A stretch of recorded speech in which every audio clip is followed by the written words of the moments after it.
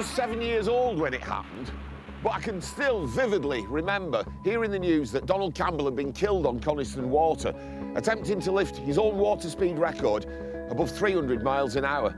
It's a memory that's lingered with me ever since, and one of the reasons I've been following the restoration of his hydroplane. And today, here on Loch Fad, Bluebird will go back on the water for the first time since that accident in January 1967.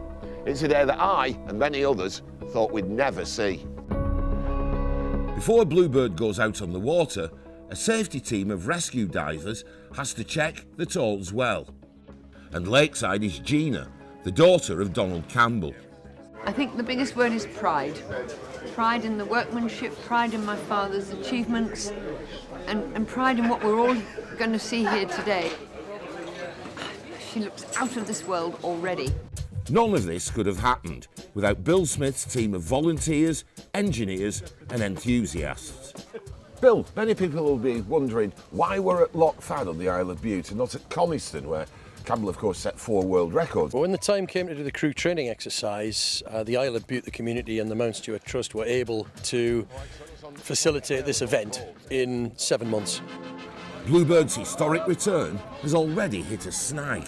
A small amount of water's been getting through a tiny hole in the planing shoe. Gina's right there with some chewing gum. That's one's done. That's one, right? But that's not the end of it. A steel pin on the trailer is catching on the slipway matting.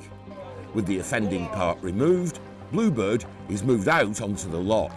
And yes, she floats. And thankfully, she's also watertight.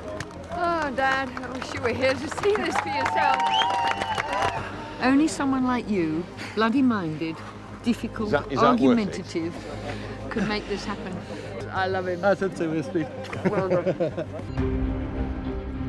No one alive today has ever piloted Bluebird until now.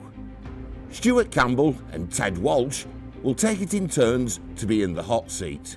I dare say you feel quite a sense of responsibility. It's a responsibility to that team that have put 17 years effort into getting her look as good as she is just now. So yeah, a lot of pressure on us to look after her. Have you come up with a technique yet for piloting Bluebird? She's going to drive so differently to almost anything else, and nobody's driven her that's around today. Who's going to go first? Ted is the man to do that. So you're going to go first? Yeah, I'll go first. It's about learning how it works as opposed to learning how it drives. Not many jet-powered 1950s hydroplanes to have a go with, is there? After a series of checks, it's time to put the engine to the test. Happily, the engine works well, which is a big boost of confidence for Bill and his team. Oh, just listen to that. The next time she goes out on the water, they'll really see what she can do. After years of work on the restoration, today is Judgment Day. The project to fully restore Bluebird has been jaw-droppingly ambitious and as implausible as Campbell's own achievements. It goes to the very heart of Britishness, a downright refusal to be beaten. And now she's ready and raring to go. Oh dear, once she's out on the water, Bluebird's jet engine fails to ignite, and it looks like there won't be any more runs today. But as the clock ticks on by, the team refuses to give in. Well, the problem's been diagnosed. It was a blown fuse, so the igniter failed to ignite. That's now been replaced, and at almost 8:30 on the third day, with the light going, they're ready to have another go. With a change of fuse, Bluebird attempts to go again.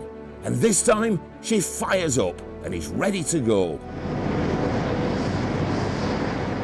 Bluebird is back as a triumph of British engineering then and now, and a breathtaking tribute to Donald Campbell, a truly fearless pioneer and a very British hero of a more heroic age.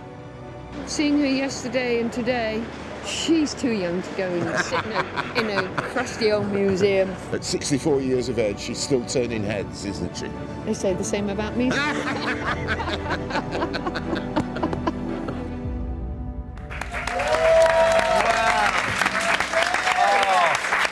Bill and Gina came on the They show, did. didn't they, I a was while so back pleased for with all. them. It's all worked out fantastic after all that work. Shall we see it again? Let's see it again. Let's have a little look if we can at that moment when it took off again to fire up those 1950s jet engines. Look at that. I can't imagine what Bill must have been thinking right there and then to have done all of this in his workshop up north. And I went there and saw it all for myself, and that kind of passion that he had just to make this happen and to put Bluebird back onto the water, and look at that in all of its glory. Such a moment from British history, and well done to Bill and all of us.